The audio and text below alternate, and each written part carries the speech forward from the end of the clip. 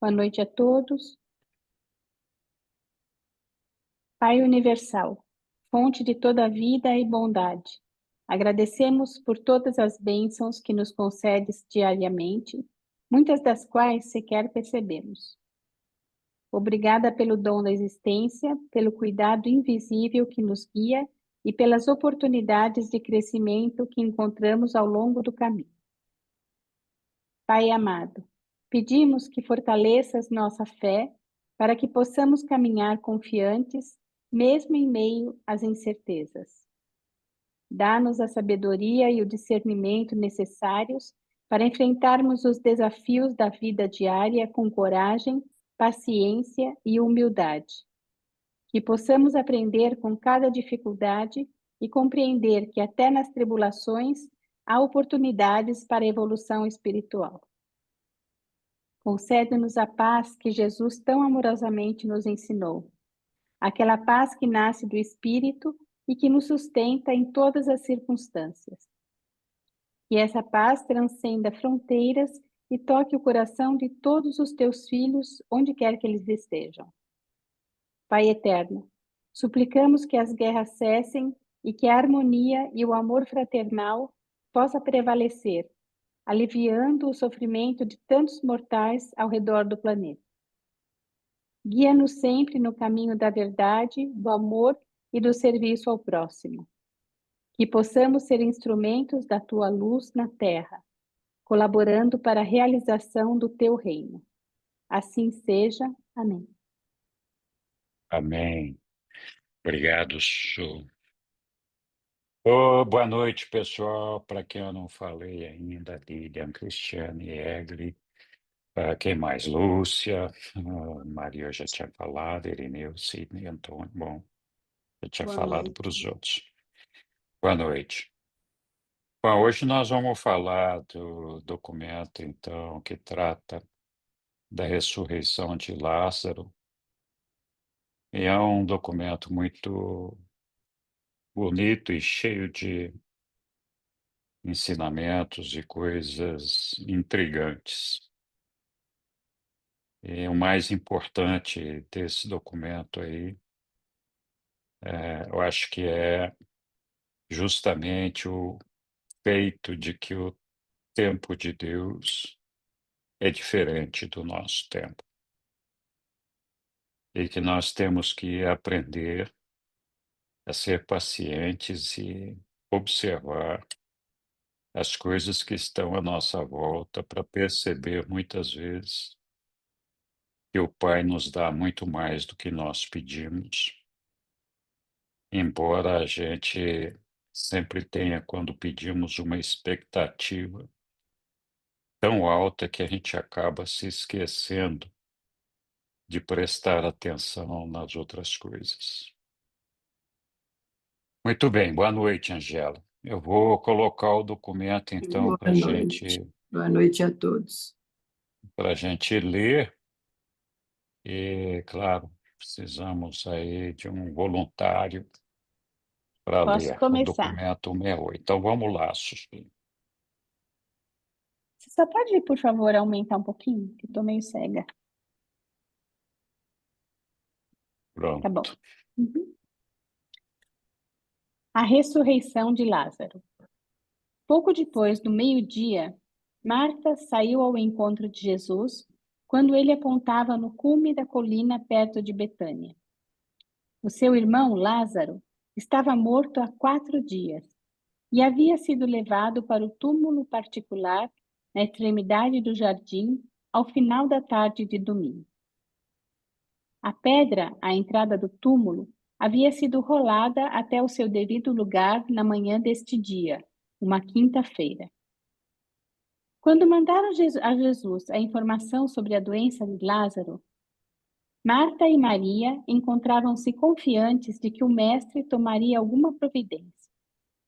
Sabiam que o seu irmão estava desesperadamente doente. E ainda que não ousassem esperar que Jesus fosse deixar o seu trabalho de ensinar e de pregar para trazer a sua ajuda, elas mantinham tal confiança no seu poder de curar doenças, a ponto de pensar que ele apenas diria as palavras de cura e Lázaro imediatamente restabelecer-se-ia. E quando Lázaro morreu, umas poucas horas após o mensageiro haver deixado Betânia para ir a Filadélfia, elas concluíram que o mestre não ficaria sabendo da doença do irmão delas, a não ser tarde demais, depois de Lázaro estar morto por várias horas. No entanto, junto com todos os seus amigos crentes, elas ficaram bastante desconcertadas com a mensagem que o corredor trouxera de volta na terça-feira, antes do meio-dia, ao chegar em Betânia. O mensageiro insistia que havia ouvido Jesus dizer: essa doença não o levará realmente à morte. E elas não podiam compreender porque ele não enviara uma só palavra a elas, nem oferecer a sua ajuda de um outro modo qualquer. Muitos amigos dos vilarejos vizinhos e alguns de Jerusalém vieram para confrontar as irmãs acometidas pela tristeza, confortar. Lázaro e as suas irmãs eram filhos de um judeu honrado e abastado, que havia sido um dos moradores mais notáveis da pequena aldeia de Betânia. E não obstante todos os três há muito serem seguidores ardentes de Jesus, eram altamente respeitados por todos aqueles que os conheciam. Haviam herdado vinhedos extensos e grandes olivais nas vizinhanças. E que eles fossem abastados era também atestado pelo fato de que puderam arcar com um túmulo privado dentro das suas propriedades. Os seus progenitores, ambos, haviam sido já colocados nesse mesmo túmulo. Maria havia deixado de lado o pensamento de que Jesus viria e abandonou seu próprio pesar. Marta, contudo, apegava-se à esperança de que Jesus ainda viria, até mesmo durante aquele momento na manhã em que eles rolaram a pedra à frente do túmulo e selaram a sua entrada. Mesmo então, ela instruiu um garoto vizinho para manter a vigia na estrada de Jericó, do alto da colina a leste de Betânia. E foi esse menino que trouxe a Marta as novas de que Jesus e os seus amigos se aproximavam. Quando se encontrou com Jesus, Marta caiu aos seus pés e exclamou: Mestre, se tu estivesses aqui, o meu irmão não teria morrido. Muitos temores passavam pela mente de Marta. No entanto, ela não dava força à dúvida, nem se aventurava a criticar ou questionar a conduta do mestre quanto à morte de Lázaro. Depois que ela falou, Jesus abaixou-se para colocá-la de pé e disse: Tenha fé simplesmente, Marta, e o seu irmão ressuscitará. Então Marta respondeu: Eu sei que ele vai ressuscitar, na ressurreição do último dia, mas ainda agora eu creio que tudo o que pedires a Deus, o nosso Pai te concederá. E então Jesus disse, olhando diretamente nos olhos de Marta: Eu sou a ressurreição e a vida. Aquele que crer em mim, embora morra, ainda viverá. Em verdade, todo aquele que viver e acreditar em mim, nunca morrerá. Marta, tu crês nisso? E Marta respondeu ao mestre: Sim, eu tenho há muito acreditado que tu és o libertador, o Filho de Deus vivo, aquele mesmo que deveria vir a este mundo. Tendo Jesus perguntado por Maria, Marta foi imediatamente até a casa e disse a sua irmã em voz baixa: O mestre está aqui e perguntou por você.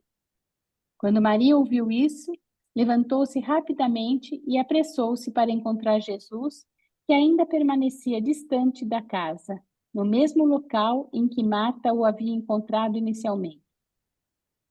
Quando os amigos que estavam com Maria, buscando confortá-la, viram que ela levantara-se rapidamente e saíra, seguiram-na, supondo que estava indo ao túmulo para chorar. Muitos dos que estavam presentes eram inimigos implacáveis de Jesus. Por isso é que Marta tinha ido encontrá-la sozinha. Essa era também a razão por que ela havia ido secretamente informar a Maria de que ele perguntara por ela. Marta, embora tivesse almejado ver Jesus, procurava evitar qualquer incidente desagradável que pudesse ser causado pela súbita chegada dele em meio a um grupo grande de inimigos seus de Jerusalém. A intenção de Marta era permanecer na casa com os amigos, enquanto Maria fosse saudar Jesus. Mas nisso ela não foi bem-sucedida, pois todos seguiram Maria e, desse modo, viram-se inesperadamente em presença do Mestre. Marta conduziu Maria até Jesus e, quando esta o viu, caiu também de joelhos aos pés dele, exclamando: Se apenas estivesses estado aqui, o meu irmão não teria morrido. E quando Jesus viu como todos estavam pesarosos por causa da morte de Lázaro, a sua alma encheu-se de compaixão. Quando os amigos pesarosos viram que Maria havia ido saudar Jesus, colocaram-se a uma certa distância, enquanto Marta e Maria falavam ambas com o Mestre e recebiam novas palavras de conforto e de exortação, para que mantivessem uma fé firme no Pai e uma completa resignação quanto à vontade divina. A mente humana de Jesus estava envolvida fortemente por uma contenda entre o seu amor por Lázaro e a desolação das irmãs, e o seu desdém e desprezo pela demonstração exterior de afeto manifestada por alguns daqueles judeus descrentes e com intenções assassinas.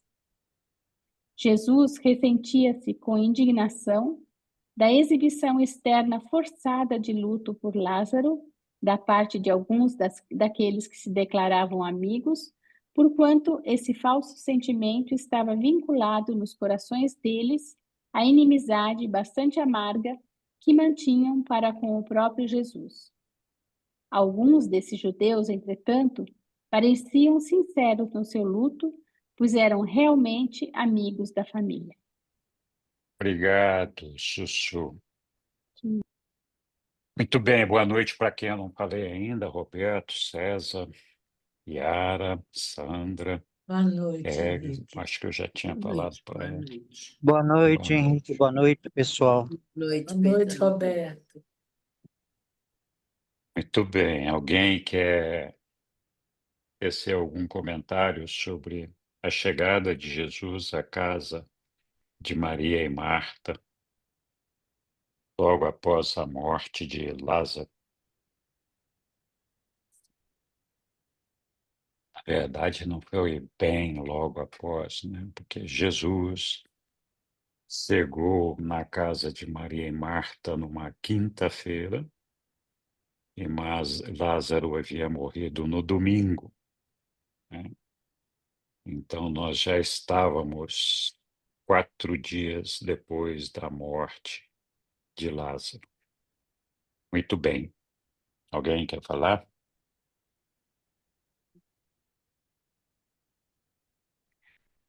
Vocês se lembram quando, na leitura da semana passada, o mensageiro de Marta e Maria chegou a Jesus em Pela, anunciando a doença de Lázaro, e Jesus, quando recebeu esse mensageiro, a gente vai ver que Lázaro já estava morto. Ele morreu poucas horas depois que o mensageiro saiu da casa de Lázaro. Mesmo assim, Jesus havia anunciado ao mensageiro, dado uma mensagem de volta, dizendo que a doença da morte, a doença de Lázaro, não o levaria realmente à morte. E aí o ponto-chave é realmente, porque, de fato, né, Lázaro morreu no domingo, mas como Jesus tinha a intenção de ressuscitá-lo, e sobre essa intenção também se levantam dúvidas aqui, como nós vamos ver mais à frente. Ele disse que essa doença não levaria Lázaro realmente à morte. E essa foi a mensagem que as irmãs receberam quando o mensageiro voltou, e só que, claro, Lázaro já estava morto. Então elas não podiam entender o significado da mensagem e nem porque Jesus não havia enviado uma palavra de consolo ou uma palavra de motivação, de esperança para elas. Mas, na verdade, Jesus mandou uma palavra de esperança. Confiem, essa doença não levará Lázaro realmente à morte. Mas, claro, a gente, na condição de humanos, a gente se vê numa situação dessa e vamos pensar o quê, né? É, mestre talvez não tivesse tomado conhecimento de que o irmão delas, Lázaro, já estava morto, né? E o que fazer, né? E Jesus ali, quando recebeu esse mensageiro, vocês se lembram também que ele ficou parado algum tempo, aparentemente pensando, e ali se sugeriu que ele estaria matutando alguma coisa, antes de dar a resposta para o mensageiro, né. Então, ninguém pode afirmar categoricamente, mas a gente tem vários exemplos na vida de Jesus, depois que ele assumiu a vida pública, já na condição de soberano, soberano ainda não, mas na condição de criador do universo local. Bom, na verdade, ele já era o soberano, porque ali no batismo ele conquistou a soberania dele, e ele assumiu a vida pública depois do batismo. Então, sempre, nunca foi dito claramente, mas Jesus tinha presciência das coisas? E essa é uma pergunta que se faz com frequência ao estudar a vida pública de Jesus. Em muitos momentos, ele parecia ter presciência dos acontecimentos e das coisas que estavam acontecendo. Ele antecipou, por exemplo, para os apóstolos que ele ia morrer e ia ressuscitar, e que ia deixar com eles o Espírito da verdade. Então, ao longo da vida pública de Jesus, houveram várias passagens onde Jesus mostrou, nosso Micael mostrou ter uma presciência das coisas. E nós também nos lembramos, que ali no texto da semana passada, Jesus ficou meditando e pensando sobre o que fazer, e ele achava que ele tinha que ter ainda mais uma oportunidade, aproveitar mais uma oportunidade de tentar converter as almas do Sinédrio, o povo do Sinédrio de Jerusalém, que eram seus perseguidores e queriam matá-lo. Então, tudo indica que Jesus engendrou a ressurreição de Lázaro já naquele momento, quando recebeu a mensagem daquele mensageiro, e o objetivo dele, a meu modo de ver, não era o de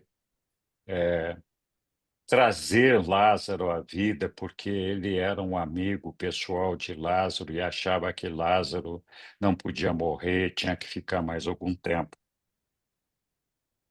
Ele planejou essa ressurreição de Lázaro com o propósito de uma exibição de força, de poder, para ver se assim o pessoal do Sinédrio reconsideraria ou repensaria a vida deles com base nos ensinamentos de Jesus. Então, assim, como que Jesus quisesse dar uma última oportunidade com um feito espetacular, magnífico, para que não pudesse ser contestado, e aí então dar uma oportunidade a esse pessoal do Sinédrio de aderir aos ensinamentos do mestre ou mudarem as suas atitudes. A gente vai ver mais para frente que não foi bem isso que aconteceu, embora muitos membros do Sinédrio tenham se convertido, uma parte do Sinédrio depois o condenou à morte. E aí uma pergunta é, nós ainda vamos chegar lá, estou antecipando isso porque eu estou falando da presciência de Jesus, do nosso Micael. Então, se ele tinha, de alguma forma, uma presciência, será que ele não saberia? Então, ele sabia que o amigo dele, Lázaro, estava morto. Será que ele não saberia que essa tentativa dele de converter os membros do Sinédrio não iria dar certo? Ele não teria presciência disso? É só para a gente pensar. Se for assim, por que Jesus então teria tomado essa decisão? Eu levantei uma série de perguntas, indagações sobre essa questão. É claro, essa resposta não está clara ali. Os reveladores mesmo levantam uma série de dúvidas, como nós vamos ver, sobre todo esse evento. Mas eu acho que o feito de Jesus, mesmo que ele tivesse presciência,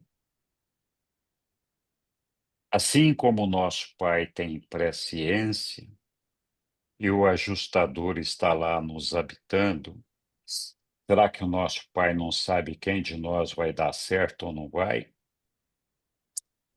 E o nosso Pai nos abandona porque ele já sabe de antemão que nós não vamos dar certo? Existem alguns casos que isso acontece, mas são poucos. A gente não sabe o tamanho do problema aí. Mas a gente sabe que o ajustador do pensamento não desiste, mesmo que o nosso Pai tenha presciência de que, eventualmente, o trabalho dele, ajustador, vai ser em vão ali. Mas ele fica ali, insistindo, tentando e mudando.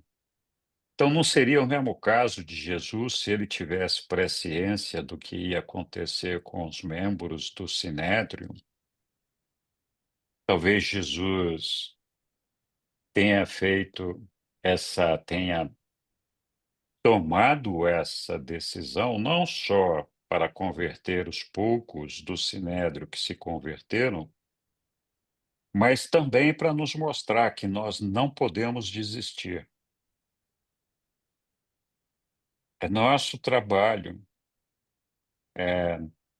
não jogar a toalha no chão, não perder o jogo no vestiário, não perder o jogo antes da partida começar. Então, acho que o exemplo de Jesus aqui é justamente esse: olha, eu vou salvar muito poucas almas ali do Sinédrio, mas vou salvar algumas. Mas também eu não posso abandonar, desistir da última oportunidade que eu posso ter de salvar esse povo. mesmo sabendo que não vai dar certo, mas eu não vou desistir. É uma possibilidade, não sei, os reveladores não falam isso, né. Roberto, você tinha levantado a mão e eu estou falando demais aqui, eu não sei se você ainda quer falar alguma coisa ali. Olha, Henrique, o que você está falando é uma questão muito, muito profunda. Ela tem a ver com livre-arbítrio, ela tem a ver com essa questão. Deus infinito, ele sabe exatamente o que vai acontecer, ele sabe que uma personalidade vai falhar, vai se rebelar. É uma questão muitíssimo profunda. Eu acho que uma realidade é Deus infinito, outra é a personalidade divina de Jesus. Eu acho que Jesus ele tem presciência do que ele iria fazer. Ele sabia que ele poderia e iria ressuscitar Lázaro. Mas a questão da aceitação da misericórdia pelo sinédrio envolve o livre-arbítrio dessas pessoas. E eu creio que Deus, ele tem certeza do futuro eterno perfeito. Agora, quanto ao livre-arbítrio dos indivíduos e a possibilidade deles falharem, eu acho, bom, é a minha opinião, né? É como um pai. Ele é como um pai perfeito. E ele não desrespeita o livre-arbítrio dos filhos criaturas. E esse respeito à liberdade dos filhos possibilita que os filhos errem. Então, eu acho que ele nos fez realmente livres, ele é perfeito, ele é um pai perfeito, ele faz o que é possível, mas nós, enquanto indivíduos, a liberdade é real. Nós podemos engrandecer essa divindade no nosso interior, ou nosso ego isolado, pode optar pelo mal. E aí a gente comete uma espécie de suicídio cósmico, que eu acho que ele não prevê. Eu acho que ele não prevê. Eu acho que ele dá a liberdade real. Minha opinião, minha opinião nesse assunto É, tão complexo. a gente de verdade não sabe, né, Roberto, você colocou bem essa questão, e é muito difícil para a gente, nós aqui, fazermos um juízo dessa questão. Mas o ponto importante aqui não é ter uma resposta clara sobre isso. Ponto importante aqui, porque se essa resposta tivesse que ser uma resposta clara, provavelmente os reveladores teriam dado a conhecer essa resposta. Mas eu acho que o importante aqui é nós mesmos nos questionarmos sobre essas questões e olhar o lado amoroso, misericordioso, magnânimo do nosso Pai, de Jesus, em todas essas situações. E acho que o ponto aqui da ressurreição de Lázaro, que merece um destaque profundo para que nós não cometamos erros, é que a decisão de Jesus de ressuscitar Lázaro não tinha nada a ver com o amor de Jesus por Lázaro.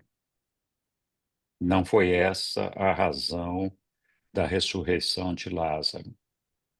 Então, muita gente às vezes confunde, achando que a decisão de Jesus era porque ele se compadeceu tanto de Lázaro, seu irmão amigo, e as suas amigas e irmãs Marta e Maria, ele estava tão compadecido que se encheu de amor e ressuscitou a Lázaro. Não foi isso que aconteceu, né? E aí, vendo o texto aqui, a gente vê, então, ah, ainda na quinta-feira, já no quarto dia, a morte de Lázaro, na véspera, naquele dia, eles já tinham eh, fechado o túmulo ali, colocado a pedra na frente do túmulo. Então, no quarto dia, e ainda estavam ali no velório, no luto, quando Jesus chegou, né? E a gente vê o amor que Marta e Maria tinham por ele e a confiança que tinham nele. E elas acreditavam que Lázaro só não tinha se salvado porque Jesus, quando recebeu a notícia, ele já estava morto. Elas acreditavam que que Jesus, mesmo à distância, se elevasse o seu pensamento e proferisse as palavras que ele quisesse proferir em favor de Lázaro, seria suficiente para que Lázaro se curasse. Então, elas acham que só não deu certo porque quando ele recebeu a notícia da doença de Lázaro, Lázaro já estava morto. Então, foi muito comovente ver a chegada de Jesus ali, com as duas irmãs, né? Marta demonstrando uma fé incrível em Jesus, né? E Jesus pergunta para ela se ela crê, né? E fala que Lázaro vai ressuscitar, e ela fala: sim, eu sei, ele vai ressuscitar quando chegar o momento lá nas Morôncias, né? E, e Jesus diz: não, eu sou a ressurreição, a vida. Ele vai ressuscitar. Você acredita nisso, Marta? E ela diz: eu creio, Senhor. Então ela tinha fé profunda, mas continuava achando que ele estava falando da ressurreição de Lázaro ali nas Morôncias. Ela não passou pela cabeça dela que Jesus estivesse falando de uma ressurreição de Lázaro ali naquele lugar. Interessante também que tinha muitos convidados ali na casa de Lázaro, né? Que, como os reveladores nos contam aí, era uma família de judeus proeminentes, bem-sucedidos, extremamente respeitados e muito queridos na região, de grandes posses, né? Então tinha um monte de gente ali do sinédrio, judeus e tudo, muitos deles, a maioria deles, inimigos de Jesus. Eram justamente aqueles daquele grupo que estavam perseguindo a Jesus e queriam dar um fim a Jesus, né.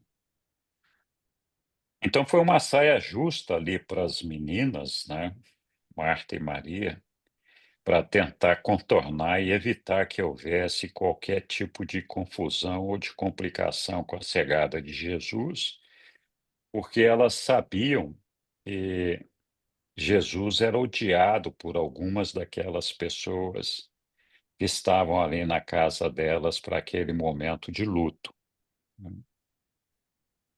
E também isso mexeu com Jesus, porque Jesus percebia nessas pessoas que era um luto falso, que não era essas pessoas realmente não tinham uma compaixão por Marta e Maria, estavam ali por uma questão social, só uma questão, de cumprir uma obrigação social, etcétera, né.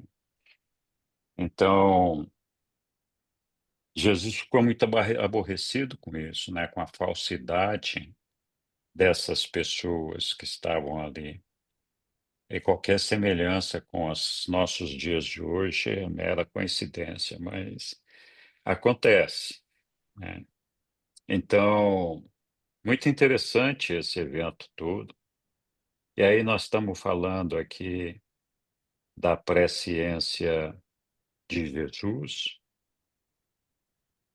e ele perguntou, né, onde que ele estava enterrado, né? Onde enterraram? Ora, ele não sabia onde Lázaro estava enterrado, ele sabia que Lázaro tinha morrido, tinha presciência de muitas coisas e perguntou para as meninas onde que ele foi enterrado, né? Foi Ed. Eu, assim, me chamou bastante atenção o último parágrafo, né? Eu gostei muito da sua reflexão da presciência, né? Porque realmente me fez ver mesmo esse lado. Mas tem uma parte, no último parágrafo, os reveladores colocam aí, ó, a mente humana de Jesus estava envolvida fortemente por uma contenda entre o amor por Lázaro e a desolação das irmãs e o seu desdém e desprezo pela demonstração exterior de afeto manifestada por alguns daqueles judeus descrentes e com intenções assassinas, né? E Jesus ressentia-se com indignação da exibição externa forçada do luto por Lázaro, da parte de alguns daqueles que declaravam amigos, enquanto esse falso sentimento estava vinculado nos corações deles à inimizade bastante amarga que mantinham para com o próprio Jesus. E alguns desses judeus, entretanto, pareciam sinceros por seu luto, pois eram realmente amigos da família. Mas o que me chamou a atenção é sobre a mente humana de Jesus. Havia esse embate interno também, né, de sentir muita compaixão pelo luto, né, pelo seu grande amigo Lázaro, né, e a desolação das suas irmãs e todo esse conflito com esses pessoal do Sinédrio que essa última chance que ele queria dar ao pessoal do para que eles pudessem refletir sobre tudo isso, né? Então, eu achei bem interessante assim essa colocação dos reveladores sobre a mente de Jesus. Esse me chamou a atenção. Muito legal essa observação, Evelyn. Eu acho que você observou bem ali. Jesus, com certeza, se compadecia do sentimento de Marta e Maria, ficava compadecido com a tristeza delas, e ao mesmo tempo se revoltava com a atitude desses judeus falsos que estavam ali só para cumprir, de repente, marcar um ponto da socialite, né? É claro que Jesus não tinha o mesmo sentimento por um morto como nós temos. A gente se entristece porque morreu alguém, né? Quando a gente chegar na era de luz e vida, a gente vai fazer festa, que a pessoa partiu e foi para as monôncias. E hoje a gente tem esse sentimento de uma tristeza profunda quando um ser querido parte, né? E, claro, Jesus não tinha esse tipo de sentimento com relação à morte humana, mas tinha sim esse sentimento com relação à tristeza que essa morte podia ocasionar sobre aqueles que aqui ficavam. Então, para Jesus era complicado isso daí, né? Ele tinha que claramente ter essa luta na mente dele entre a compaixão por aqueles que estavam aqui e deixar que a vida seguisse o seu caminho como deveria ser. Claro que ele sabia que Lázaro iria ressuscitar ali nas Morôncias, né? Então ele não tinha essa preocupação por Lázaro, né? Muito bem. Diga lá, Sidney. Então, eu só queria fazer um destaquezinho aqui. Alguns desses judeus, entretanto, pareciam sinceros no seu luto, pois eram realmente amigos da família. Então, aí vai remeter àquela opinião sua mesmo, de que, mesmo que fosse um, ele ia tentar salvar. Exatamente. Bem lembrado, Sidney. Muito bem. Vamos só dar uma repassada rápida no texto aqui, ver se tem alguma outra coisa que chama atenção. Fiquem à vontade para levantar. Então, Lázaro já estava morto há 4 dias, né? Elas achavam que o mestre tomaria alguma providência, mas aqui elas achavam que o mestre não ficaria sabendo da doença do irmão delas, a não ser tarde demais, depois de Lázaro já estar morto por várias horas. Quando Jesus recebeu a notícia, segundo os reveladores, Lázaro já estava morto havia 11 horas. Mas aí vem Jesus e diz: olha, essa doença não o levará realmente à morte. E elas não podiam compreender porque ele não enviara a elas uma só palavra, nem oferecer ajuda de qualquer outro modo. Muito bem. Eles tinham um túmulo que não era uma coisa comum dentro da propriedade deles, né? Só as pessoas, as famílias mais abastadas podiam ter um túmulo na sua propriedade. E Marta, que tinha uma fé tremenda, ainda tinha esperança na vinda de Jesus. E foi ela quem pediu, né, para aquele garoto vizinho ficar vigiando ali a estrada de Jericó. E foi esse menino que trouxe a ela a notícia de que Jesus se aproximava. Então ela, mais uma vez, manifesta a fé dela aqui, dizendo que se Jesus tivesse estado lá, o irmão dela talvez não tivesse morrido. E Jesus a incentiva: tenha fé, Marta, seu irmão ressuscitará. E E ela disse: até, Henrique, é interessante que a Marta ela não se conformou, ela ainda põe um menino ali para vigiar, porque ela acha que tinha fé que o Jesus ainda ia chegar de algum jeito, né? Então, isso também, exatamente. bastante Ela, fé, ela, né? ela tinha uma Total. fé tremenda em Jesus. Então, quando Jesus disse: ela tenha fé, seu irmão ressuscitará, ela disse: eu sei que ele vai ressuscitar na ressurreição do último dia. Mas ainda completou ali, né? Ainda agora eu creio que tudo que pedires a Deus, o nosso Pai, concederá. Então ela tinha uma fé gigante em Jesus. E Jesus diz a ela: eu sou a ressurreição e a vida, né? Quem crer em mim, ainda que morra, viverá. Depois ela chama lá Maria, né? E aqui fala dos amigos implacáveis de Jesus que estavam ali presentes, né? E lógico, as meninas ficaram com uma saia justa ali, de ter Jesus com aquelas pessoas que elas sabiam que estavam presentes ali e não gostavam de Jesus, algumas daquelas pessoas, né? Muito bem, então vamos ver o que aconteceu aqui no túmulo de Lázaro. O Sus quer continuar lendo ou passar uma bola aqui? Vamos deixar alguém ler? Isso, vamos lá então. Quem vai nos ajudar? Eu, Boa, Sandra, vamos lá. no túmulo de Lázaro. Depois de haver passado alguns momentos confortando Marta e Maria, a uma certa distância dos que velavam, Jesus perguntou. Espera aí, só um minuto, por favor. Jesus perguntou-lhes: Onde o colocaram? Então Marta disse: Vem e vê.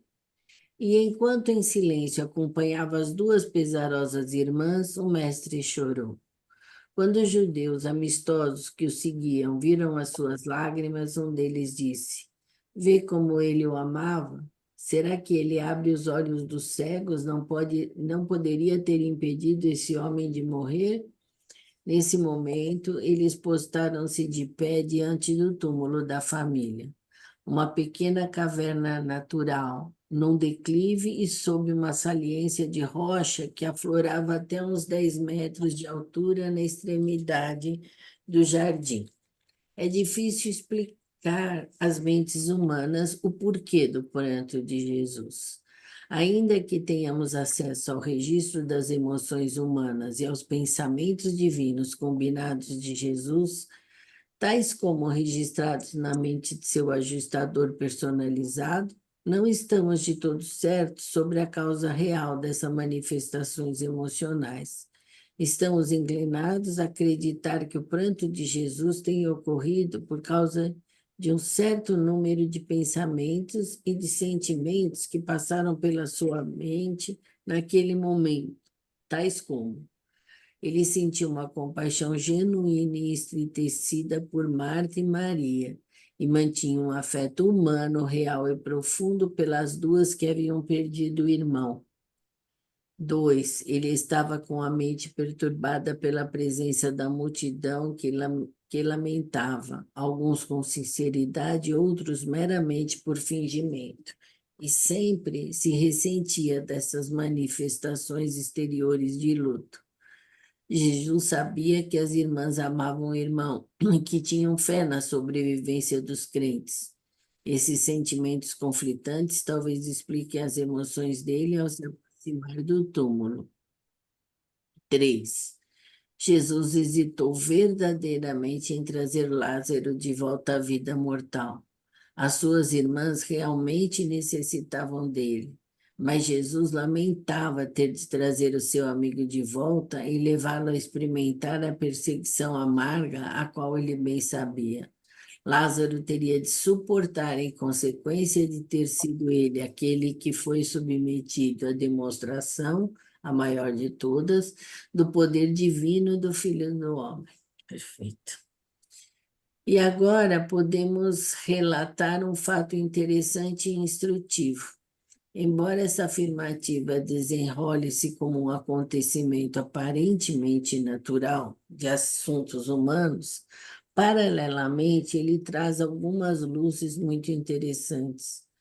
Conquanto o mensageiro haja alcançado Jesus no domingo, contando-lhe sobre a doença de Lázaro, e ainda que Jesus tenha enviado a mensagem de que não o levaria à morte, ao mesmo tempo ele encaminhou-se pessoalmente para Betânia e até mesmo perguntou às irmãs onde o colocaram. Embora tudo isso possa parecer indicar que o mestre estivesse procedendo segundo a maneira desta vida e de acordo com o conhecimento limitado da mente humana, entretanto, os registros do universo revelam que o ajustador personalidade de Jesus havia emitido ordens para que o ajustador do pensamento de Lázaro permanecesse indefinidamente retido no planeta depois da morte de Lázaro.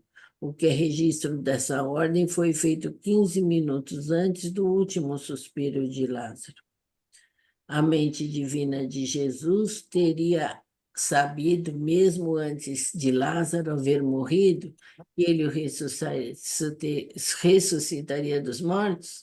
Não sabemos, apenas sabemos das coisas que estamos expondo aqui. Muitos dos inimigos de Jesus estavam inclinados a escarnecer as suas manifestações de afeto e diziam entre si: se ele preocupava-se tanto com este homem, por que demorou assim para vir até Betânia? Se ele é o que dizem, por que não salvou o seu querido amigo? De que vale curar estrangeiros na Galileia se não pode salvar aqueles a quem ama? E de muitos outros modos escarneceram e fizeram pouco dos ensinamentos e das obras de Jesus. E assim, Nessa quinta-feira à tarde, por volta das 2h30, tudo estava pronto, nesse pequeno vilarejo de Betânia, para que fosse realizada a maior de todas as obras ligada à ministração terrena de Micael de Nebadon, a maior manifestação de poder divino durante a sua encarnação na carne, já que a sua própria ressurreição ocorreu depois que havia sido liberado dos laços de habitação na carne mortal. O pequeno grupo reunido diante do túmulo de Lázaro jamais imaginaria a afluência próxima e a disponibilidade da presença de todas as ordens de seres celestiais reunidas sob a liderança de Gabriel e à espera sobre a direção do ajustador personalizado de Jesus, todos vibrando de expectativa e prontos para executar o comando de seu amado soberano. Quando Jesus pronunciou essas palavras de comando, retirem a pedra, as hostes celestes reunidas estavam prontas para encenar o drama da ressurreição de Lázaro, à semelhança da carne mortal.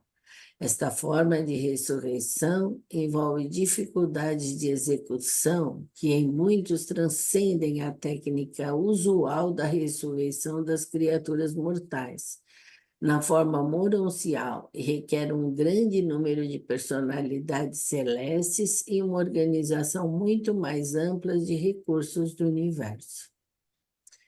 Quando ouviram aquele comando de Jesus para que a pedra em frente do túmulo fosse rolada para fora da entrada, Marta e Maria ficaram repletas de emoções contraditórias. Maria tinha esperança de que Lázaro fosse ressurgir dos mortos, mas, se bem que em certo momento Grau compartilhasse a fé da irmã, Marta estava mais atormentada pelo medo de que Lázaro não estivesse apresentável na sua aparência para Jesus, os apóstolos e seus amigos. Marta disse: deveríamos remover a pedra? O meu irmão deve estar morto por 4 dias, e assim a decomposição do corpo já deve ter se iniciado. Marta disse isso porque também não estava certa do motivo pelo qual o mestre pedira que a pedra fosse removida. Ela supunha que talvez Jesus quisesse apenas dar uma última olhada em Lázaro, e ela não estava sendo nem firme nem constante na sua atitude. E porque hesitavam em enrolar a pedra, Jesus falou: eu não vos disse inicialmente que essa doença não o levaria à morte? Eu não vim para cumprir a minha promessa? E quando eu vim até vós, eu não vos disse que, se apenas cresceis, vós veríeis a glória de Deus? Por que duvidais? Quanto ainda falta para acreditardes e obedecerdes? Quando Jesus terminou de falar, seus apóstolos, com a assistência de vizinhos dispostos, tomaram da pedra e rolaram-na, tirando-a da entrada do túmulo. Era uma crença comum dos judeus a de que a gota de fel na ponta da espada do anjo da morte começasse a operar ao final do 3º dia, de um modo tal que apresenta o efeito pleno do 4º dia. Eles admitiam que a alma do homem poderia permanecer no túmulo até o fim do 3º dia, tentando reanimar o corpo morto. Mas acreditavam firmemente que na aurora do 4º dia a alma iria para a morada dos espíritos que partiram. Essas crenças e opiniões a respeito dos mortos e sobre a partida dos espíritos dos mortos serviram para assegurar as mentes de todos ali presentes no túmulo de Lázaro e, posteriormente, a todos que pudessem ouvir sobre o que iria acontecer, que esse real e verdadeiramente era um caso de ressurreição entre os mortos, causada pela obra pessoal daquele que declarara ser a ressurreição e a vida. É muito lindo, Obrigado. muito lindo, Tá. muito lindo.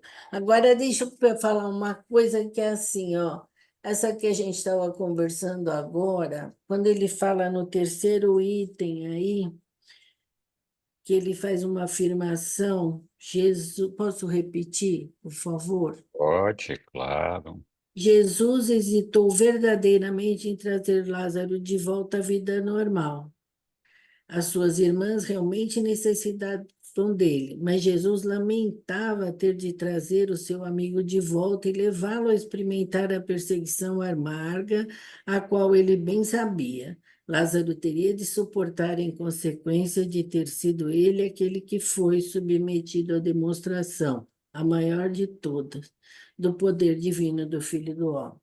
No meu entender, o que eu alcanço é que Jesus sabia de tudo, de tudo, de tudo, desde o dia que ele demorou. Ele chegou no dia que ele tinha que chegar, ele deixou todo mundo pensar milhões de coisas, deixou cada um se revoltar por dentro, e os que tinham mais fé, os que tinham menos fé, os que questionavam, toda aquela confusão, ele deixou acontecer. Para ele era muito difícil ter que exercer esse papel, porque ele não gostava dessa ostentação, mas ela era necessária para fazer a confusão que seria posterior. Um dia ele tinha que ser crucificado, ele sabia disso, tinha um script.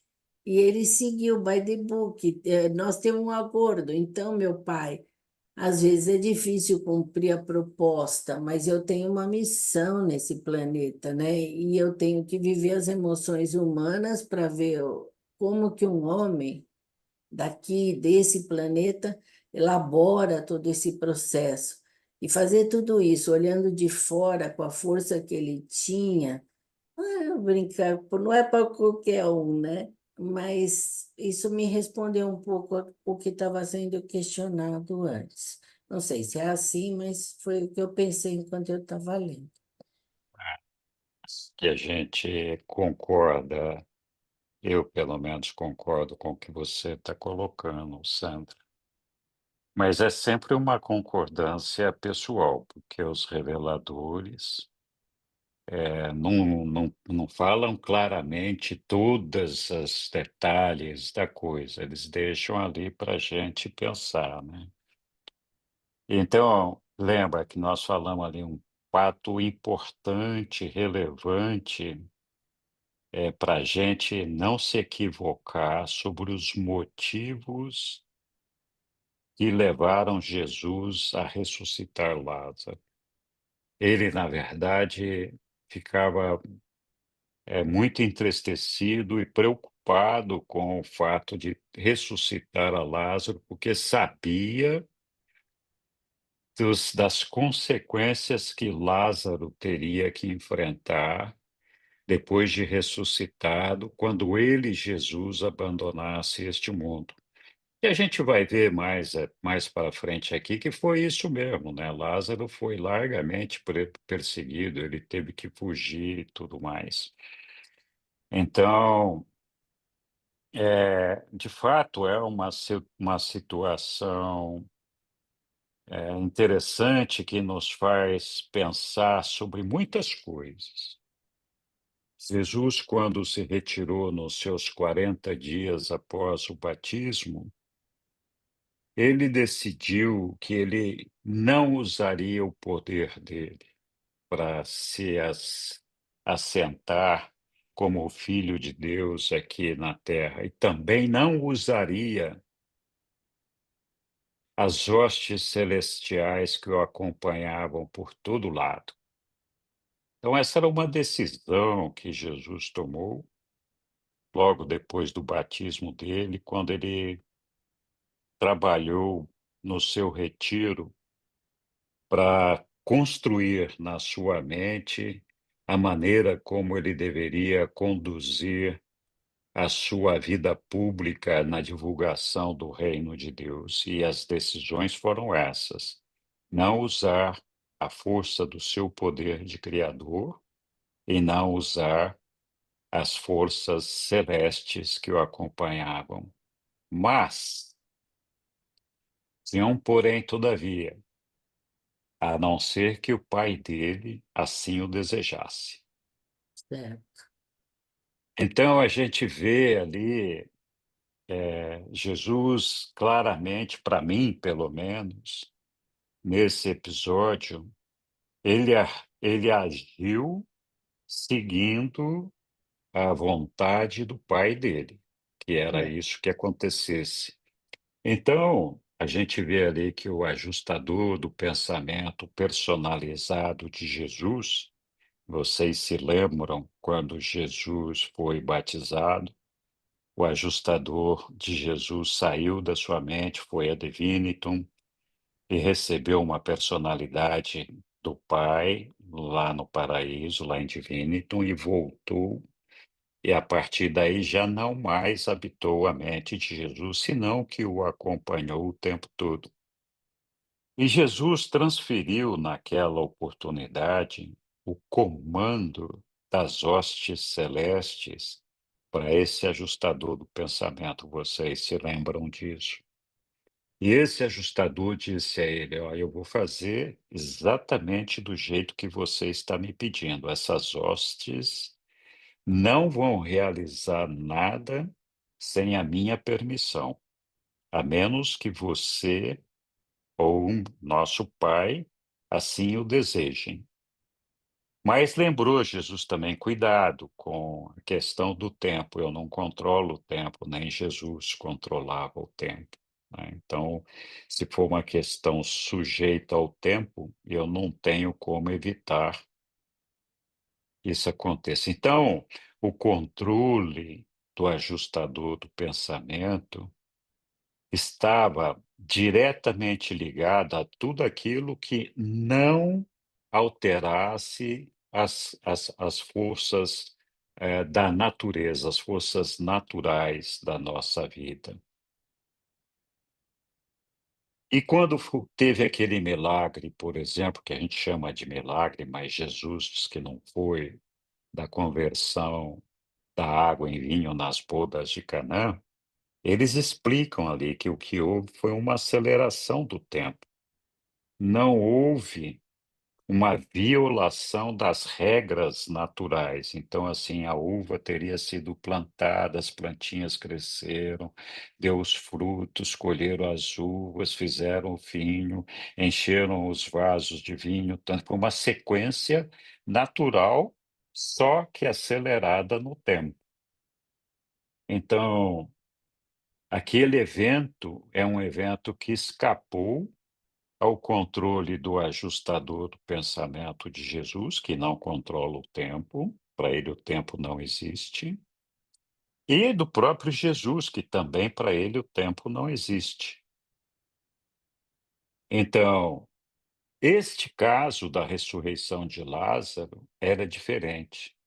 Era uma violação das regras da natureza.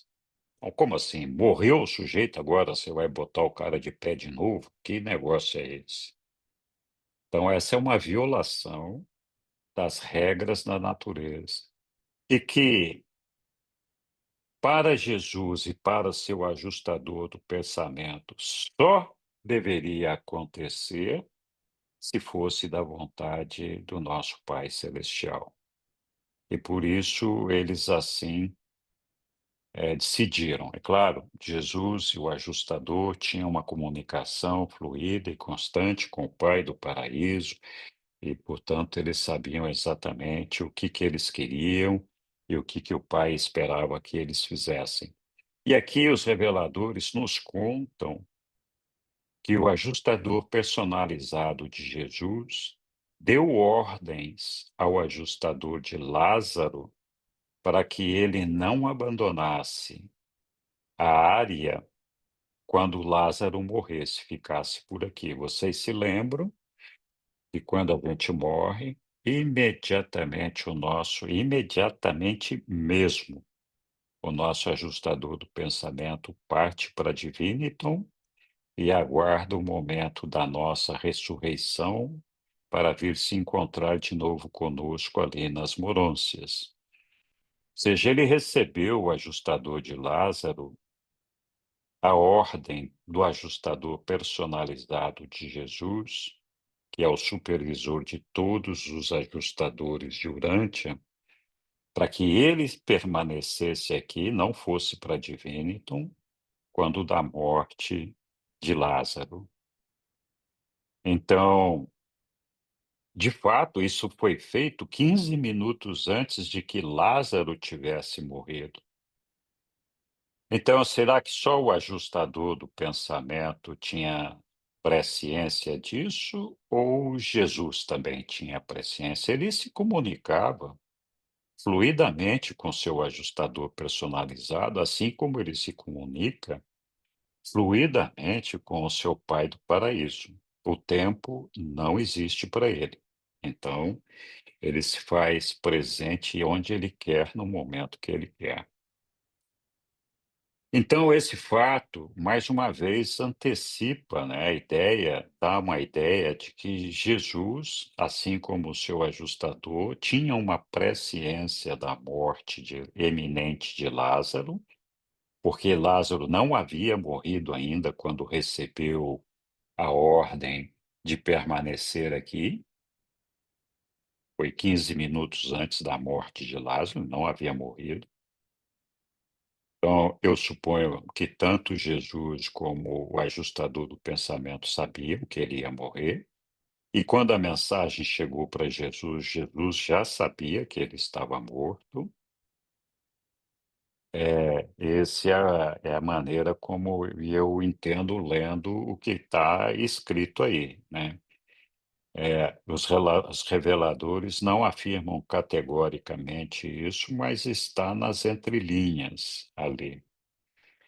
E um outro fato notável que pode ser trazido à nossa mente aí é que, como todos nós sabemos, antes da chegada do Espírito da Verdade, não todos os mortais recebiam ajustadores do pensamento. Alguns poucos mortais recebiam e tinham que fazer por merecer. Então, muitos mortais, todos os mortais, sem exceção, recebiam a personalidade que é dada pelo nosso Pai, que é que nos dá um vínculo ao nosso Pai, mas o ajustador do pensamento, que desenvolve a nossa alma, sem o que fica impossível a nossa ressurreição, não todos os mortais recebiam o ajustador, eles tinham que fazer por merecer para receber um ajustador. Então, só depois de Pentecostes, com a chegada do Espírito da Verdade, que todos passaram a receber os ajustadores indistintamente. E Lázaro tinha um ajustador, então era uma dessas pessoas que tinha um ajustador do pensamento, né? Interessante. É outra coisa para a gente observar. Oi, Egli. Então, dentro disso que você está falando, Henrique, achei bem legal, porque eu fiquei na dúvida, puxa, ele combinou, né, de não fazer milagres, mas depois vendo, né, que até os reveladores, quando ele recebe a mensagem lá de Betânia, né, que que fala, Senhor, aquele. Eu fui até nessa parte da mensagem porque ele fala assim que Jesus, é, a princípio, nada disse quando, Senhor, aquele que te ama está muito doente. Aí então Jesus nada respondeu. Esse trechinho aqui, ó, aconteceu-lhe um desses estranhos interlúdios, um intervalo em que parecia estar comunicando-se com algo externo além de si próprio. Possivelmente é com o O ajustador pai, o personalizado ajustador do dele, né? pensamento. Possivelmente é Isso. isso que ele estava ali sabendo ele recebendo a mensagem do ajustador personalizado de tudo isso que você acabou de falar, né? Acho que deve ter É, sido esse toque. Eu falei, puxa, deve ter acontecido isso. é. Bem legal. Como Jesus tinha, e aqui é mais uma hipótese, né? para isso que nós estamos discutindo, como Jesus tinha essa comunicação fluida, tanto com o ajustador do pensamento personalizado dele, como com o Pai do Paraíso, porque ele mantinha uma comunicação fluida com o Pai do Paraíso. Em nenhum lugar do livro os reveladores nos falam que os Micaéis têm esse poder, esse atributo da presciência. Eu suponho, né? Eu suponho que essa presciência deles talvez venha justamente da facilidade do contato que eles têm com o Pai do Paraíso. No caso de Jesus, além disso, com o seu ajustador personalizado, né. Foi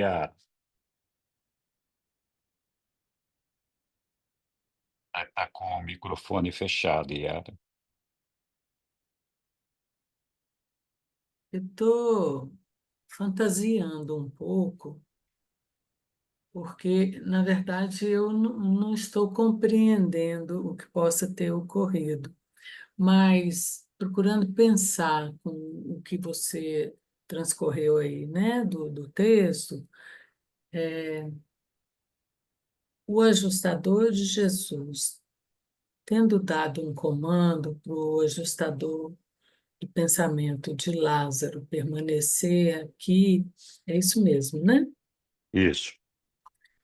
Eu fico me perguntando, ok, eu acredito em sincronicidade, eu acredito no espírito sintônico, mas a pergunta que eu quero fazer é assim, o que conectou Lázaro com o processo carnal da morte? Os reveladores tornam isso mais conhecido? Foi a causa-morte? Ele estava Porque, doente, né. Ele ficou muito adoecido, e ele morreu dessa doença que ele tinha. Eu não sei se tem algum lugar que os reveladores falam qual era a doença, mas ele ficou muito doente e morreu dessa doença. E depois, inclusive, a gente vai ver mais para frente aqui, que anos mais tarde, Lázaro morreu dessa mesma doença. Foi a doença que matou ele de vez, quando ele definitivamente partiu deste mundo.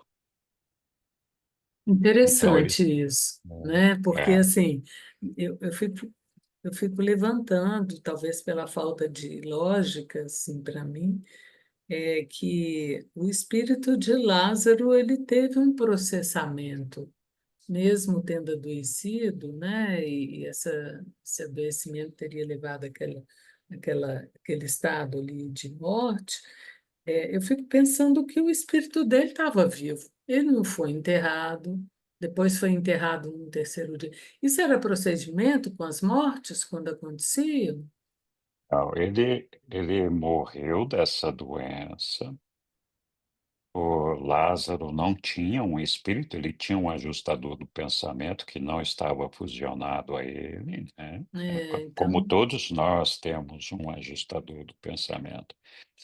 Então ele morreu, e era costume dos judeus enterrarem os seus mortos, mas deixarem a porta do túmulo aberta por 3 dias, sim. porque eles entendiam que a alma, eles nem sabiam o que era alma, mas eles entendiam que a alma que nos habita fica ali com o morto por 3 dias, para ter certeza que o morto morreu mesmo. Naquela época era comum enterrar as pessoas e elas não estarem mortas, ela está desmaiada, Hum, adormecida, esse negócio todo. entendi. Então eles deixavam por 3 dias, porque, na teoria, no quarto dia, que então quando a alma se afastaria do morto, porque já estava comprovado que estava morto mesmo, o corpo entraria em decomposição. Eles dizem ali que o fel da ponta da espada do anjo tocaria o defunto no início do quarto dia, né, no final do terceiro dia. E aí, a partir desse toque da espada com fel, o corpo entraria em decomposição. Então, todo esse evento foi meticulosamente planejado pelo nosso Pai do Paraíso, pelo ajustador personalizado de Jesus, pelo próprio Jesus, por todos eles juntos ou não, mas foi meticulosamente planejado para que Jesus, quando recebeu a mensagem, já sabia que ele estava morto. Assim como o ajustador do pensamento de Jesus sabia, 15 minutos antes da morte de Lázaro, que ele ia morrer e deixou então o ajustador do pensamento de Lázaro de sobreaviso: olha, o cara vai morrer, o ajustador possivelmente já sabia disso, mas você não deve se ausentar, fica por aqui. Pois é. Então, mas por quê? Porque já existia o plano da ressurreição de Lázaro. E aí Jesus deixou para chegar na casa de Lázaro justamente no quarto dia da morte dele, quando nenhum judeu, nenhuma pessoa poderia argumentar que Lázaro não estava morto. Então, todos eles tinham certeza absoluta que Lázaro havia morrido. E ficaram, inclusive, preocupados, né? Puta, o cara vai abrir o túmulo aqui, o cara já deve estar fedendo, deve estar decomposição, esse negócio todo, né? Então, Jesus teve o cuidado de, nesse trabalho, nessa ação dele, ter certeza de que todos os detalhes estavam meticulosamente cuidados para que ninguém pudesse colocar em dúvida o feito do milagre dele. Então, não, o cara estava morto, não tem chance, e ele colocou o cara de pé. Então, realmente, ele tem poder, né? Então, essa foi a ideia. Não sei se esclareceu as suas dúvidas aí, Yara. Ainda não. Assim, Ainda não. entendi. Tá bom. Logicamente faz sentido, entendi. Mas eu estava falando do espírito, né? Você corrigiu, obrigada. Então teria sido algo ligado à alma e essa ordenação do ajustador do pensamento para permanecer ali que fica me intrigando. Eu fico pensando que aí é que tem o processo pessoal do Lázaro, que Jesus ali teria respeitado a natureza do que aconteceu, mas eu acho que eu ainda preciso ouvir um pouquinho do que vai rolar aqui hoje. Mais para frente tem mais detalhes sobre isso daí. De fato, esse foi um milagre deliberado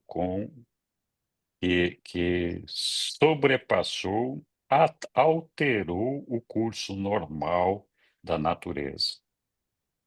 Pois Então, é, esse milagre só poderia acontecer não pela vontade de Jesus, nem de seu ajustador, mas apenas pela vontade ou concordância, nós não sabemos explicar, do nosso Pai no paraíso, de Deus Todo-Poderoso. De outra forma, Jesus não teria feito isso. Então, Jesus, ali, juntamente com o seu ajustador do pensamento, e juntamente com toda a hoste de seres celestiais que o observavam e acompanhavam, realizaram então essa proeza. A gente vai ver aqui que não é uma coisa simples. é, A gente vai chegar lá. tá bom. Então vamos aguardar aqui, a gente já vai chegar nesse desenlace aí. Oi, Sidney. É, é, é fácil sentado aqui, uma cadeira confortável, na frente do computador. Não estou querendo julgar os judeus daquela época, mas isso realmente foi um milagre. Era Sim, para ter transformado o planeta, né? sim, Não só aquela região, mas o planeta inteiro. Isso é é na verdade. minha opinião. É. Mas aquela história, né, Sidney? Você tem razão, eu concordo com o que você está falando. Faz todo sentido, é uma coisa de bom senso, mas tem muita gente que questiona se Jesus de fato existiu, né? Então, que dirá o milagre da ressurreição de Lázaro? Muito bem. Eu quero chamar a atenção aqui para um parágrafo, né, que está aqui nesse texto que nós lemos aqui, que diz assim: "E agora podemos relatar um fato interessante e instrutivo.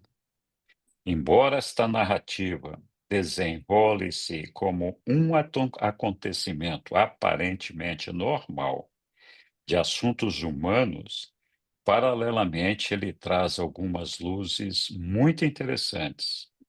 Conquanto o mensageiro haja alcançado Jesus no domingo contando-lhe sobre a doença de Lázaro, e ainda que Jesus tenha enviado a mensagem de que a doença não o levaria à morte, ao mesmo tempo, ele encaminhou-se pessoalmente para Betânia e até mesmo perguntou às irmãs onde o colocaram.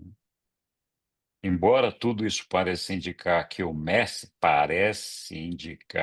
mestre estivesse procedendo segundo a maneira desta vida, de acordo com o conhecimento limitado da mente humana, entretanto, os registros do universo revelam que o ajustador personalizado de Jesus havia emitido ordens para que o ajustador do pensamento de Lázaro permanecesse indefinidamente retido no planeta depois da morte de Lázaro.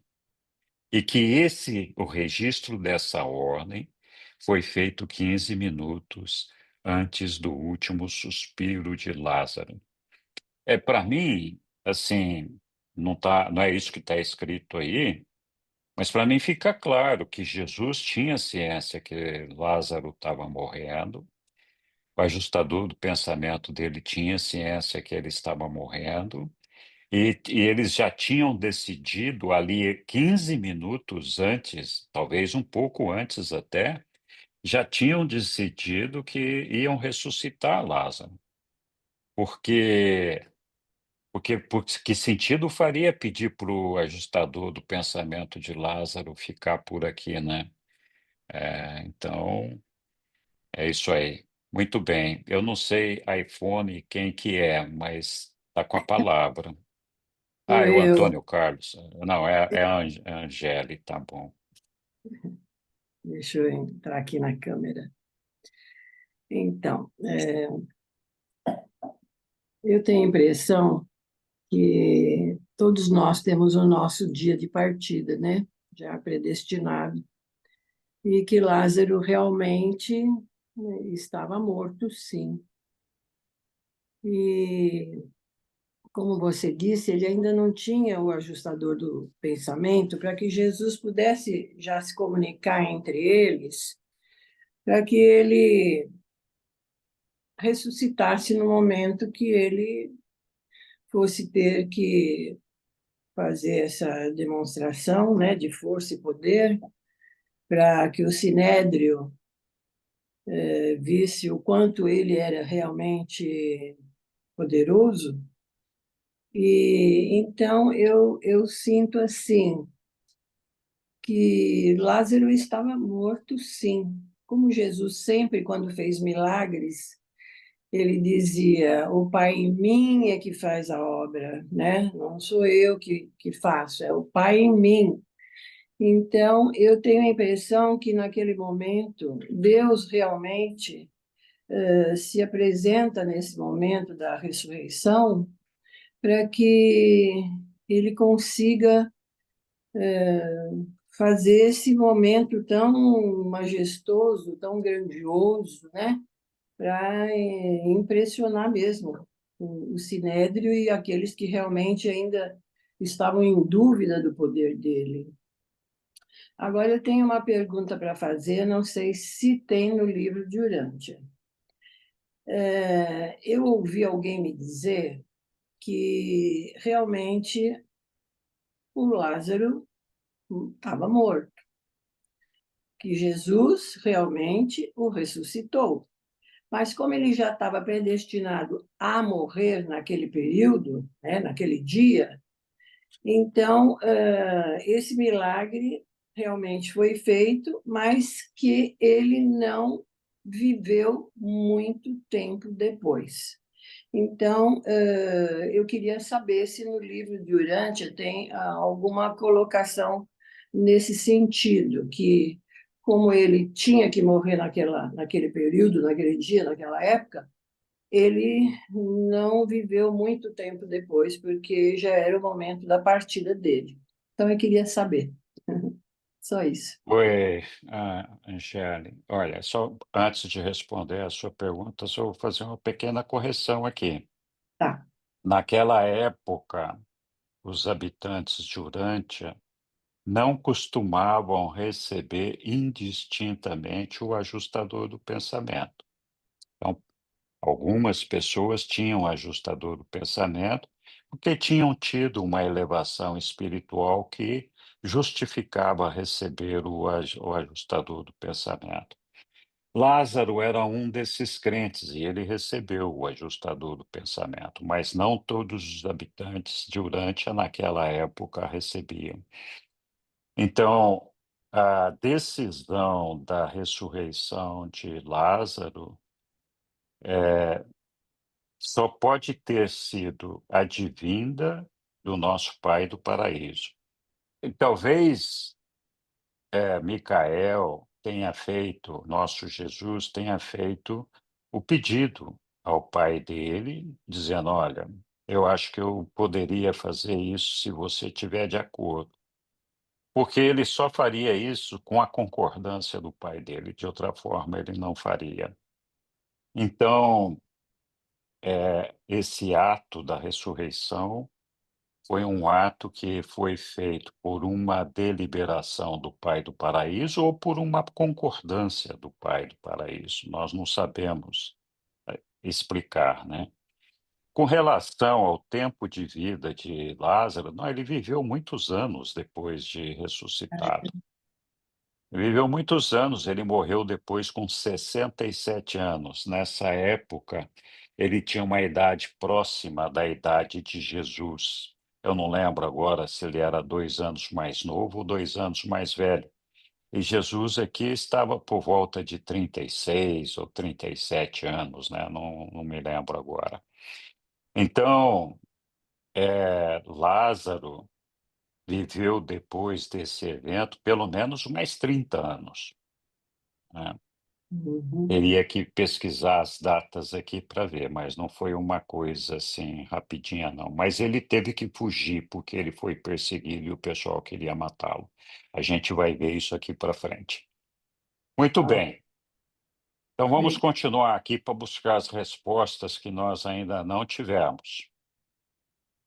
Que tem algumas dessas dúvidas estão respondidas. Então aqui o evento da ressurreição de Lázaro, quem quer ler? posso Posso ler. ler. Tá bom, quem então? Egli ou Angeli? Vai, Angélica. Egli. Vai, Angélica. Bom, Vai, Egli, vai. deixa eu ir. Então, depois você lê o outro. A ressurreição de Lázaro. Obrigada, Nada. Angélica. Enquanto esse grupo de cerca de 45 mortais permanecia diante do túmulo, apenas vagamente viam eles a sombra de Lázaro, enrolado em bandagens de linho, repousando no nicho inferior à direita da cova fúnebre. Durante o tempo em que essas criaturas terrenas permaneceram lá, em silêncio e com a respiração quase retida, uma hoste vasta de seres celestes haviam-se colocado em posição em preparação para responder ao sinal de ação que seria dado por Gabriel, o seu comandante. Jesus levantou os olhos e disse: Pai, dou-te graças porque me ouvistes concedendo-me o meu pedido. Eu sei que tu sempre me escutas, mas por causa destes que estão aqui comigo, eu falo assim contigo, para que eles possam acreditar que tu me enviaste ao mundo e para que eles possam saber que tu estás atuando comigo naquilo que iremos fazer. E depois de ter orado assim, ele falou em voz mais alta: Lázaro, vem para fora. Embora os observadores humanos hajam permanecido imóveis, a vasta hoste celeste movia-se unificada, toda em uma única ação, obedecendo à palavra do Criador. Em apenas 12 segundos do tempo da Terra, a forma até então sem vidas de Lázaro começou a mover-se e, em breve, assentava-se na beira da plataforma de pedra onde estivera repousando. O seu corpo encontrava-se envolto nas mortalhas e a sua face estava coberta com uma bandagem.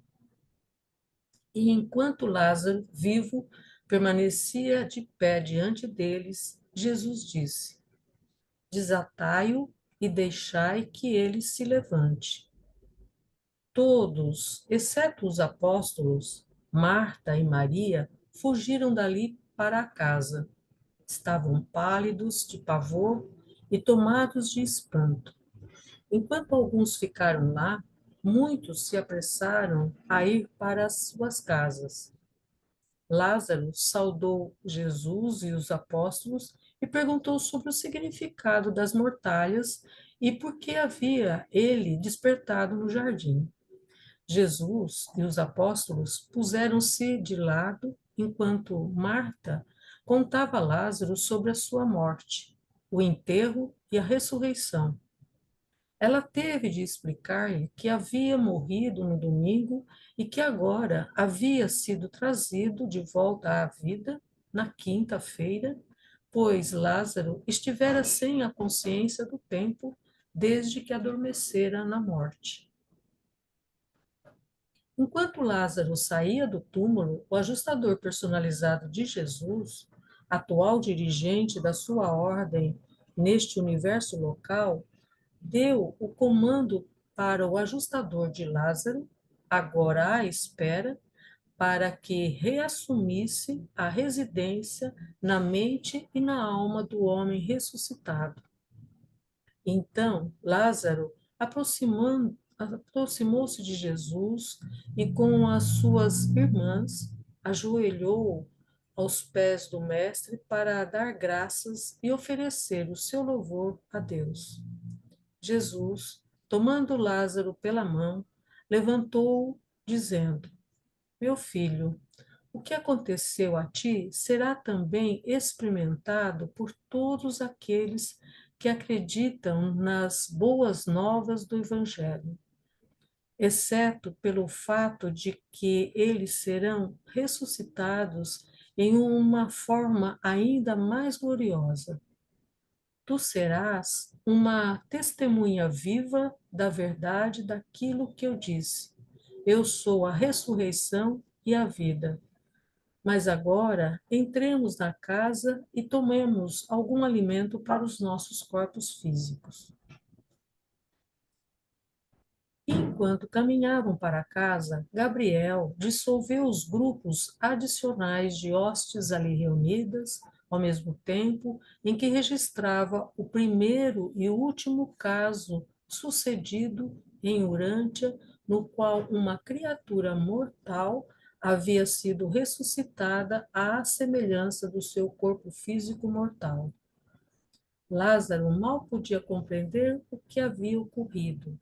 Ele sabia que tinha estado muito doente, mas podia lembrar-se apenas de que adormecera e de que fora despertado. E nunca se viu capaz de dizer nada sobre esses 4 dias no túmulo, porque tinha estado totalmente inconsciente. O tempo é inexistente para aqueles que dormem o sono da morte. Embora muitos tivessem acreditado em Jesus por causa dessa obra poderosa, outros apenas endureceram o próprio coração, mas ainda para rejeitá-lo. Por volta do meio-dia, no dia seguinte, essa história espalhou-se por toda Jerusalém. Dezenas de homens e mulheres foram a Betânia para contemplar Lázaro e falar com ele. E os fariseus, alarmados e desconcertados, convocaram uma reunião do Sinédrio para que pudessem determinar o que deveria ser feito a respeito desses novos acontecimentos. Muito obrigado, Eglin. Então, então isso, né? Lázaro ressuscitou.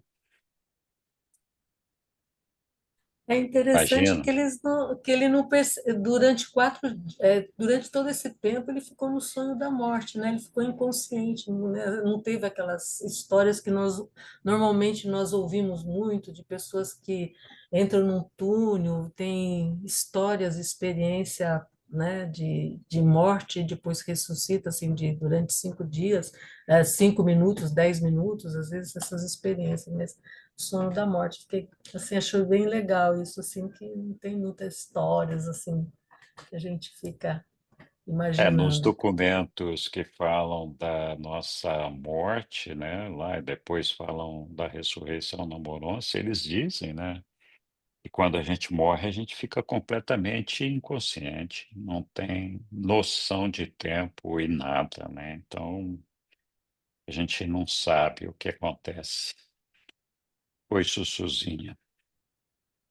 Não, é só para comentar isso mesmo. E tem aquele documento que fala sobre quando a gente desperta nas morôncias, e tanto faz se você despertar ao terceiro período, se você despertar depois de 1000 anos ou numa dispensação planetária, que leva às vezes 20 mil anos, 50 mil anos, é a mesma coisa. É como se você tivesse, fechasse os olhos e abre os olhos de novo e você ressuscitou e você não sabe o tempo que você passou. Então, exatamente quando eu li essa parte, eu falei exatamente o que aconteceu com Lázaro, né? Ele não percebeu o tempo passar e a gente também não vai perceber, independente de se a gente despertar no terceiro período, ou em 1000 anos, ou em 20 mil anos. Para nós vai ser um fechar e abrir de olhos, né? Então, o que importa é o que vai acontecer depois. A gente vai, se a gente despertar no terceiro período, a gente vai ter economizado, entre aspas, um tempo, né, de aprendizado. A gente vai começar mais rápido, mas na verdade acho que nem é tão importante assim. Uma coisa que me chamou muita atenção, né, é o fato, os reveladores dizem que foi o primeiro e último caso de uma ressurreição de uma pessoa aqui em Urântia. Então, não tem registro de outra. Às vezes a gente escuta falar algumas coisas por aí, mas, segundo os reveladores, foi o primeiro e único caso, né. Também interessante, porque quando o pessoal viu que o Lázaro estava de pé ali falando, todo mundo escafedeu-se, né. Eu fico pensando ali, se a gente está no cemitério, no velório, e o defunto se levanta no caixão, o que que a gente faz? Sai correndo. Sai correndo, né. Então, foi o que aconteceu ali, com exceção dos apóstolos e das irmãs e talvez alguns poucos ali. E muitos fugiram para casa, não quiseram nem ficar por ali, né. E aí, então a gente olha e fala assim: nossa, mas esse é um fato surpreendente, deslumbrante, eh, e chama tanto atenção, né? Mas aí eu vi esse texto aqui, né, que Jesus fala para Lázaro: meu filho, o que aconteceu a ti será também experimentado por todos aqueles que acreditam nas boas novas do Evangelho, exceto pelo fato de que eles serão ressuscitados em uma forma ainda mais gloriosa. Quer dizer que esse aqui é café pequeno, esse negócio aqui, né? Glorioso é a gente ressuscitar lá nas morôncias, uma forma gloriosa de ressurreição.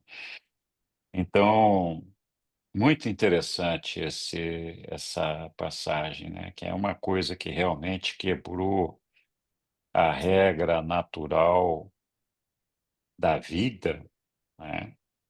Mas Jesus fala, se achou que foi muito quebrar essa regra, que foi um negócio surpreendente. Glorioso é quando você acordar ali nas morôncias, aí que você vai ver o que que é glorioso. Aí eu fico todo animado, né? Falo, puxa vida, né?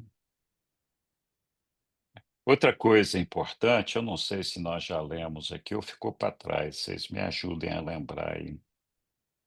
Mas os reveladores dizem que ressuscitar uma pessoa assim na carne é um tema muito complexo, muito difícil de ser realizado e que demanda o emprego de uma quantidade de recursos inimagináveis, né. Eh, então, eu fico aqui pensando, né, a gente às vezes está lá com o nosso doente no hospital, pedindo para Deus: "Salva, faz isso, faz aquilo", né. Não deixa morrer, não deixa levar, não deixa acontecer. E faz todo sentido, claro, a gente fica apegado aos nossos entes queridos e tudo isso daí. Mas eu fico pensando, né, que não é muito diferente de fazer sumir uma doença que está matando alguém e fazer essa pessoa se recuperar, de fazer uma pessoa ressuscitar, né.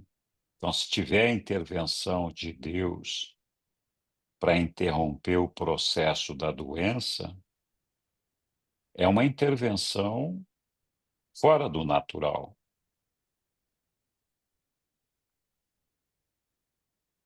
Que não é para assustar ninguém, só para a gente pensar. E muitas vezes, de repente, nós temos que pensar: "Sim, né, meu pai, se puder, se a gente puder desfrutar do presença dessa pessoa querida por mais algum tempo, que assim seja, mas antes de tudo, faça-se a sua vontade". Porque a ressurreição desse ser querido vai ser mais glorioso ainda lá do outro lado. Então, dá muito o que pensar. A gente Claro, nós temos que pedir por aqueles que nos são caros, quem a gente gosta, mas nós não podemos nunca fazer vista grossa e pensar que a natureza segue a lei divina, a lei de Deus, e Deus, o Pai, sempre sabe exatamente o que é melhor para todos nós. Muito bem, ainda temos alguns minutinhos aqui. Diga lá, Sidney. Então, só corroborando com a Celi, né, como você mesmo que disse, segundo o próprio livro, a pessoa acorda como se fosse no dia seguinte, né? Ela não sabe o que passou. Vai acordar, o que aconteceu? Onde é que eu estou? O que eu estou fazendo aqui? Né? Meio abobado, mas é mais ou menos isso. Agora que vai ser glorioso, vai, né? Já pensou É, uma pessoa com uma doença terminal e acorda uhum. num corpo morencial novinho? Livre Ó, da doença. Isso. E aquele que não tinha uma perna? A corda agora tem. É, Né? Vai ser muito interessante. Vai ser muito bom. é. Muito bem. Mais algum comentário sobre esses textos? Eu quero comentar que, assim, agora eu percebo a intervenção de Deus, né? Essa passagem de Lázaro mexeu com um, um fato de que quando eu tinha 48 anos, eu tive um infarto e a sensação que eu tinha quando eu atravessei, né, que fiz aquela travessia ali naquele momento, a sensação que eu tinha era uma ressurreição mesmo, assim, era algo que era maior que a minha mente explicativa conseguisse me dizer. Nem tudo a gente explica com a mente, é maior. Muito bem, pessoal. Vamos ler mais um pouquinho aqui. Ainda temos alguns minutinhos. Então, vamos ver o que o Sinédrio estava achando de tudo isso. Quer ler, Angélia, agora? Tudo bem.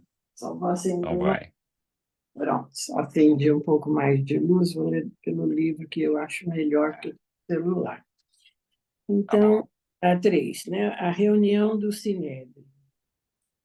Ainda que o testemunho desse homem ressuscitado de entre os mortos muito fizesse para consolidar a fé da massa de crentes no Evangelho do Reino, pouco ou realmente nenhuma influência teve sobre a atitude dos líderes religiosos e dirigentes de Jerusalém, exceto no sentido de apressar a sua decisão de destruir Jesus e colocar um fim na sua obra.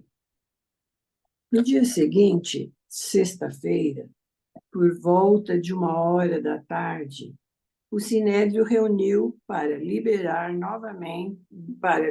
deliberar novamente sobre a questão: o que faremos com Jesus de Nazaré?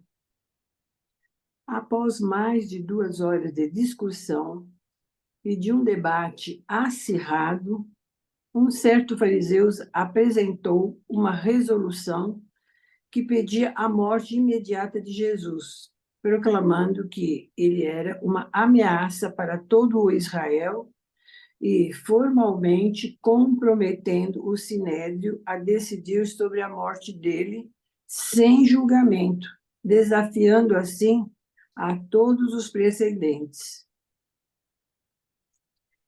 Por muitas vezes, esse augusto grupo de líderes judeus havia decretado que Jesus fosse apreendido e trazido a julgamento, sob a acusação de blasfêmia e numerosas outras acusações de insulto à lei judaica sagrada.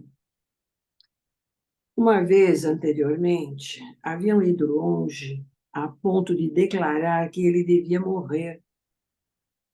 Esta, no entanto, era a primeira vez que o Sinédrio indicava ter desejo de decretar a sua morte antes de um julgamento. Essa resolução, porém, não foi colocada em votação, pois 14 membros do Sinédrio demitiram-se em massa quando uma ação de tal modo inédita foi proposta. Embora tais demissões não houvessem sido formalizadas por quase 2 semanas, esse grupo de 14 retirou-se do Sinédrio naquele dia para nunca mais se assentar em conselho. Quando essas demissões foram oficializadas, posteriormente, 5 outros membros foram demitidos, porque os demais participantes acreditavam que eles alimentassem sentimentos amistosos para com Jesus. Com a saída desses 19 homens, o Sinédrio ficou em posição de tentar condenar Jesus com uma solidariedade tal que beirava a unanimidade. Na semana seguinte, Lázaro e suas irmãs foram convocados a comparecer perante o Sinédrio. Quando o seu testemunho foi ouvido, nenhuma dúvida podia ser sustentada de que Lázaro tinha ressuscitado de entre os mortos. Embora os anais do Sinédrio virtualmente admitissem a ressurreição de Lázaro, o registro comportava uma resolução atribuindo este e todos os outros prodígios feitos por Jesus ao poder do príncipe dos demônios, com quem ficou declarado Jesus estaria coligado ao príncipe dos demônios, né? Não importando qual fosse a fonte do seu poder de operar prodígios, esses líderes judeus estavam persuadidos de que, se não fosse imediatamente impedido, todo o povo comum logo acreditaria em Jesus. E, ademais, sérias complicações com as autoridades romanas admitiriam, já que tantos dos seus crentes encaravam-no como o Messias, o libertador de Israel. Foi naquela mesma reunião do Sinédrio que Caifás, um sumo sacerdote, pela primeira vez deu expressão àquele velho adágio judeu, que ele tantas vezes repetiu: melhor seria morrer um só homem do que perecer toda a comunidade. Então, o Caifás, né, fala: melhor seria morrer um só homem do que perecer toda a comunidade. Embora haja recebido um aviso dos feitos do Sinédrio, nessa tarde sombria de sexta-feira, Jesus não ficou nada perturbado e continuou repousando no sábado, em casa de amigos em Betfage, um povoado perto de Betânia. Bem cedo, na manhã de domingo, Jesus e os apóstolos reuniram-se, como haviam combinado, na casa de Lázaro, e, despedindo-se da família de Betânia, partiram em viagem de volta ao acampamento de Perla. Muito obrigado, Angélica. Então tá aí, não deu certo o plano de Jesus, a ideia de Jesus de comover esse pessoal do Sinédrio, né? Talvez ele já soubesse que isso iria acontecer. Mas, de qualquer forma, 19 membros do Sinédrio acabaram saindo do Sinédrio, né? A gente não sabe se todos eles depois se juntaram aos crentes de Jesus, mas o simples fato de que eles queriam condenar Jesus sem julgamento foi o suficiente para que muitos deles não concordassem com essa ideia, né? Então, tá aí o resultado da ideia do Sinédrio. E aí, nunca houve um questionamento sobre Lázaro ter sido ressuscitado ou não. Eles concordavam que Lázaro tinha sido ressuscitado, então isso nunca foi posto em dúvida. O que eles argumentavam é que isso tinha sido feito por uma obra do demônio e não de Deus, né? Então, que Jesus teria um pacto, um vínculo com o demônio, e por isso ele teria conseguido a ressurreição de Lázaro. É claro, tinha que ter um argumento que, de alguma forma, pelo menos na cabeça deles, derrubasse a Jesus, né? E pusesse a perder a ideia de que Jesus era um ser divino, um filho de Deus, inaugurando o reino dos céus aqui na terra, né? Então, tá aí. E eles inclusive chamaram Lázaro e as irmãs de Lázaro para testemunhar o evento. Então, naquele momento ali, Lázaro e as irmãs se safaram, não aconteceu nada com elas. Mas depois que Jesus morreu, eles acharam, nós vamos ver mais para frente, eles falavam: olha, temos que dar um fim nesse Lázaro também, porque não adianta a gente sumir com o milagreiro e deixar o milagre aí, tem que acabar com esse milagre também, né? Então, Lázaro passou a ser perseguido mais tarde por esses membros do Sinédrio.